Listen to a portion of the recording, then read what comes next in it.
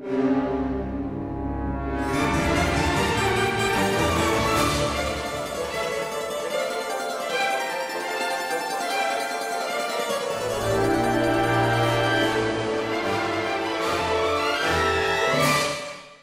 supposed to be talking about the TV movie of Doctor Who. Well, Josie, you don't know Doctor Who, I'm suspecting, as well as Joe and I do. We could do a quiz, and I would take you down for that quiz. Bring it. No, I just wanted to know what you made of the this TV in movie. comparison. Yeah. Well, I really enjoyed it. I found it really compelling and fine, and like even bits that I thought were absurd and ridiculous and stupid, I still really enjoyed.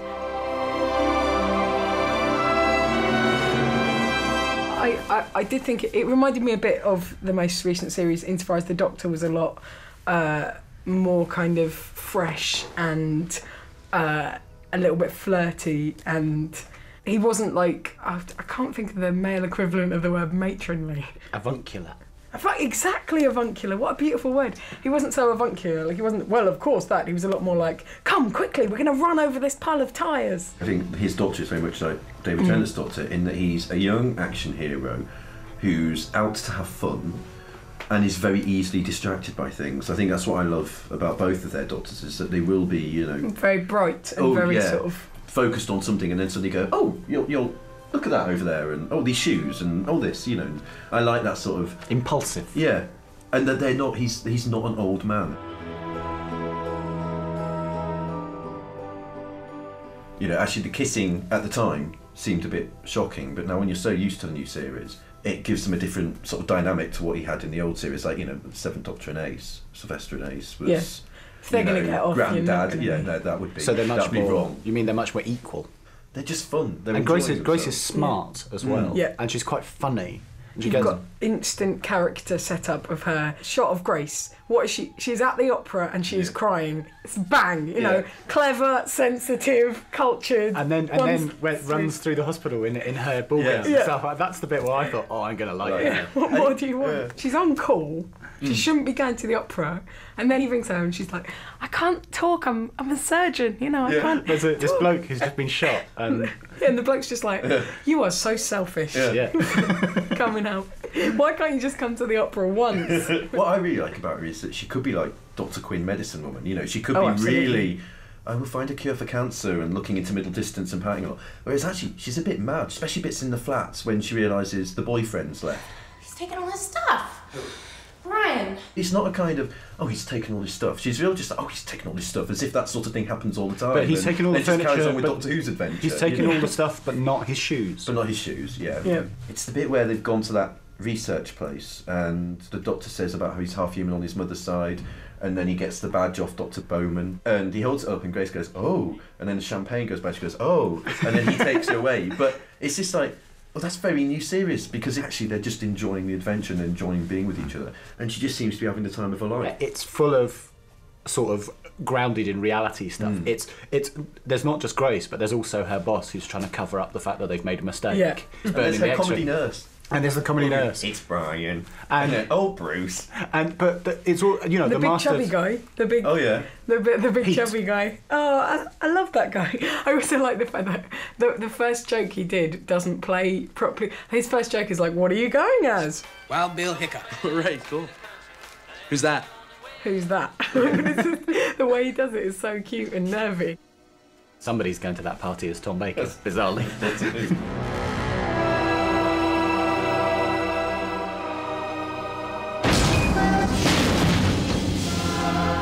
To being a bit like Jesus, subtly there in... Oh, the shroudy bit. There, you know. Yeah. But actually what I love is the fact that when Pete goes, oh my God, I'm vain, it's doing that very Doctor Who thing of taking something, doing it for real, but also taking the myth. Do you know the bit where he sees the guy and he goes, in 10 years' time, answer the second question, not the third?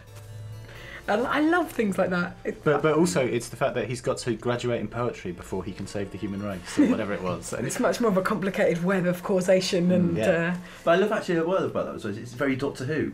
You know, in lots of other sci-fi shows, there wouldn't have been that kid there, and, you know, other people would have been po-faced sort of guards, or I'm the scientist who's got to get in your way. Whereas actually they make a real effort that Professor Wag's a real... You know, that kid who was 2 lines or whatever, It's actually just really moved when he gets a kiss at the end. It was like, oh, that's so sweet. Happy New Year, happy, can you believe it? 2,000.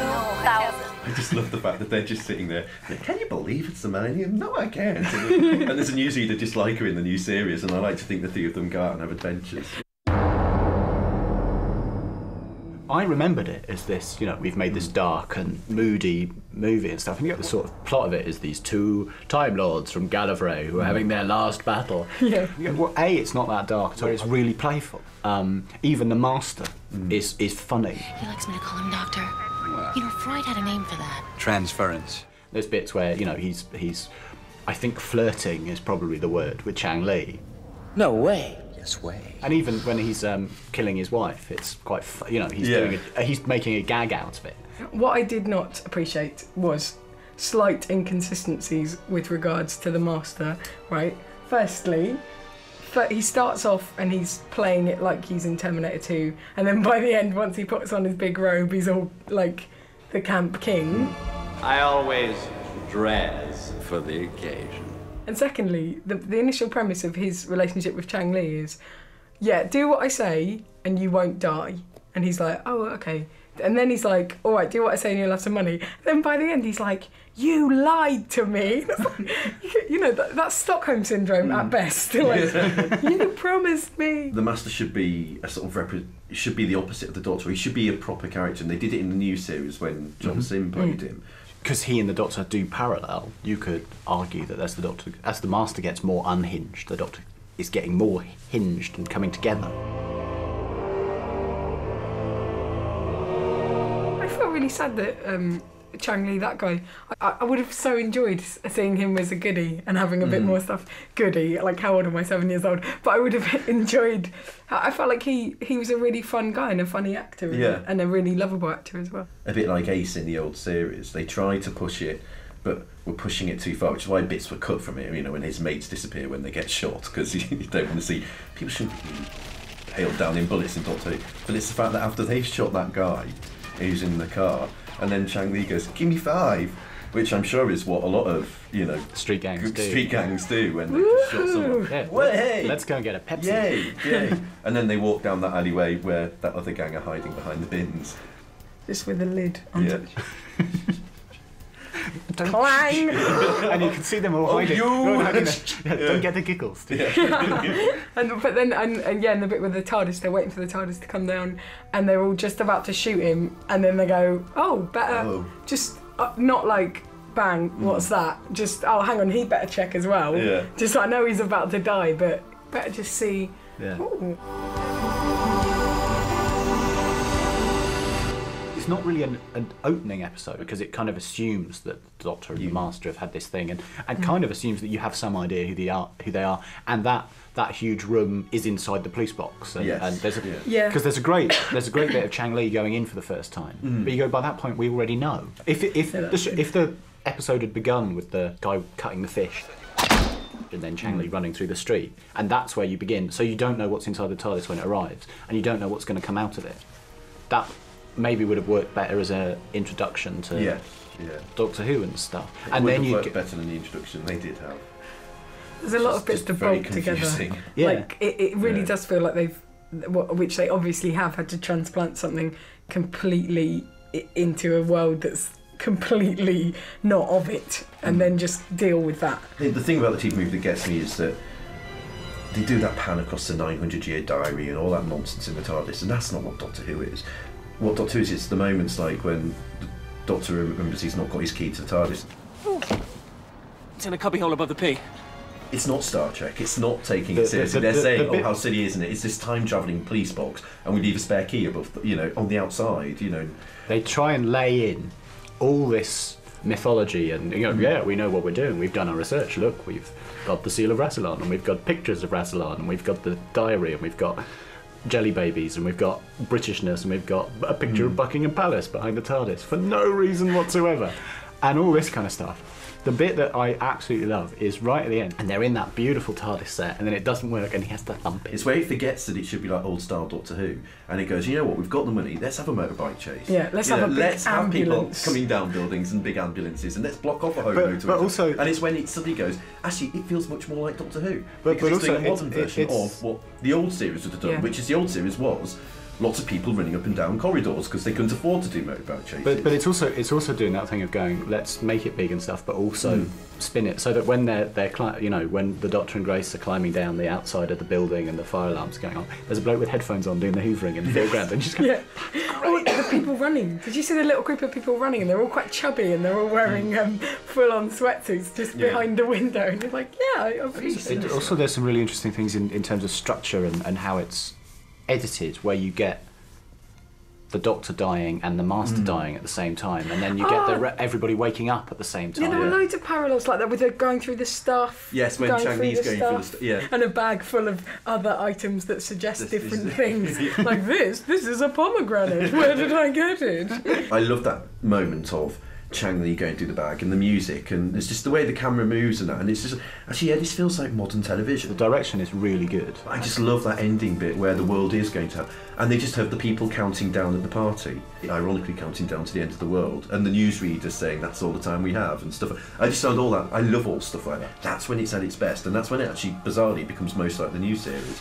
But it's just moments like that where they think, we've got to remind everybody he's a British gentleman, so he's got to wear a quite silly costume. Yeah. He's got to wear that wig, which I do love the fact, because I do love the Doctor and Grace, but I do love it when it's raining outside and their hair both crimples up, and they both have the same hair. And it's like, oh, you see, you're made for each other. Yeah. I tell you a bit that I really loved, right? This is a bit that I genuinely thought was possibly the best bit in it, was when suddenly the roof of the TARDIS was the night sky, and that was great. It's saying, isn't the universe a wonderful, exciting, adventurous place? You know, Yeah. let's go out there. And there's lots of that, like the more recent series where they're sort of looking out and you've got twinkling. And I was thinking that bit when they're walking through the trees and there's all the fairy lights around it, and I was thinking about how the art department of that thing, they'd obviously been setting up the scene, they'd gone, do you know what we're going to do? We're going to put bloody lights around them bloody trees, it'll look great. They'll make it look like Christmas. Yeah. But Then then everyone will know what's they what. do the same at the end, don't they? It's when they kiss at the end and there's the fireworks. There's all the coloured fairy lights around them Yeah. then. It's just really pretty. There's a lot of attention to detail. My favourite bit of the TV movie is really sad, but it's the TARDIS. I just think it's fantastic, and it's all the things you were kind of promised in the show but never quite saw. It's got candles and smoke, and there's loads of really nice little There's visual. the 2 bats. That's The right. little bats in the cloister room. And, I like them. and just loads of little details that make it look really nice. I also very much enjoyed the atomic clock and how in depth it was, and simultaneously not in depth about what it was. So the guys up the top, they're like, we can't get the clock to work, and then they look up and the guy's just like, Yeah. like, what are you? Yeah, I'm a Nobel Prize winner for physics, and I'm working on this atomic clock. It's kind of the most sophisticated clock ever been made, and I'm the boss of making sure it's ticking over. And is there a problem with it? Yeah, what's wrong with it? Not working. Tried to press the button, won't work. Press another one, off. And all it was he'd taken a bit out of it, so he just had to do a preliminary draw check. Now I have a GCSE in physics at grade B, which is not, it was my lowest mark, so don't criticise me. That's physics experiment number 1, apparatus. Yeah. That's not even method. Have we got the apparatus? Tick. In the ending, I don't have a clue what happens. I'm not sure what the temporal orbit is or anything. I was a little bit confused, and then Yeah. I thought, and then I was really angry at myself. I was like, what have you missed? Why have Yeah. you missed this eye bit? And then I was like, well, you're obviously not a good enough Doctor Who fan because But you should have the to eye be to get the thing. end. But even I, I- as a Doctor Who fan, don't have a clue really I think what happens at the I end. think basically what he does is he goes back in time in the And TARDIS stops it and stops happening. it from happening. And you But kind I of mean- go, why can't he do that every to begin week? with, yeah. But what's great, the two things I think are great about that is he's exactly like Rose. The Doctor is in mortal danger, and the companion saves the day. She proves her worth. But the difference is in Rose, it's very clear what she's doing. Yeah. And she sort of says, I'm crap at everything, but I did do gymnastics at school. Whereas Grace is sort of going alarm clocks, things, and moving wires about, so not quite sure what she's doing. I thought surgery was difficult. And there's something really lovely about this scene of the Doctor, Grace and Chang-Li just standing around the console, and you kind of think, oh yes, you three could go. You three Yeah. look like like the Doctor and his companions. It's like Doctor Who's finally arrived and has got his companions and he's ready to go off and have a new adventure. So how stupid is Grace at the end not to go with him? She's very stupid, but actually I really like the fact that it's the same as what Rose did. Rose turned him down at first. You know, and hopefully, in my mind, Doctor Who pops right back and says, "Now, come on," and off she goes.